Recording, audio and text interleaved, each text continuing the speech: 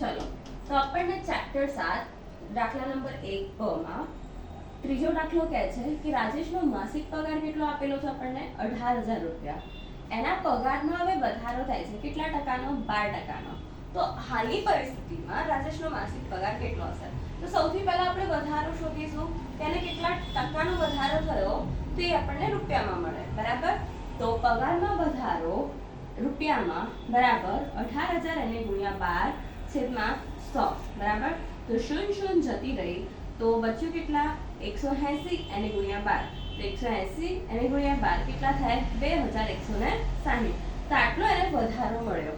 તો કુલ પગાર અત્યારે કેટલો હશે? તો રાજેશનો હાલનો માસિક પગાર ઇઝ ઇક્વલ ટુ એનો જૂનો પગાર કેટલો હતો?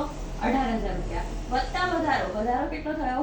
2,160 રૂપિયા. તો બંનેનું ટોટલ થઈને કેટલું થયું?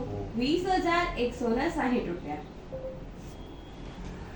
ચોથા દાખલાની આપણને રકમ એવી આપી છે કે એક સોસાયટીના કુલ રહીશોમાંથી 75% લોકોને ક્રિકેટની રમત ગમે છે. એટલે કે ક્રિકેટની રમત ગમે તેવા કેટલા છે? 75%.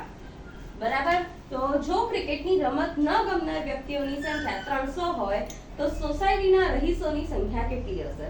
તો સૌથી પહેલા ક્રિકેટ ગમે તેવા કેટલા કીધા છે? 75%. ક્રિકેટ ન ગમનાર વ્યક્તિઓ કીધા છે આપણને 300. બરાબર, અને શોધવાનું શું છે?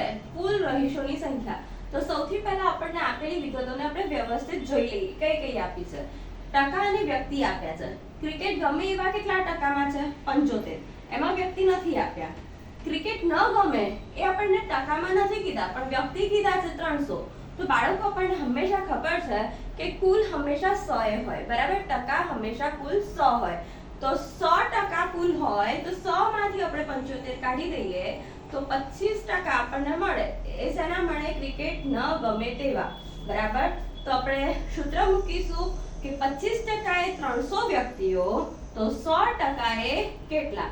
કારણ કે આ 100% શેના માટેના છે? કુલ રહીશોના. બરાબર, તો ચોકડી ગુણાકાર કરતા 100 એને ગુણ્યા 300 ભાગ્યા 25.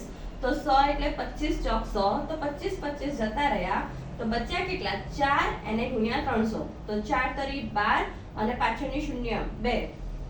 તો કુલ રહીશો આપણને કેટલા મળે? 1200 વ્યક્તિઓ.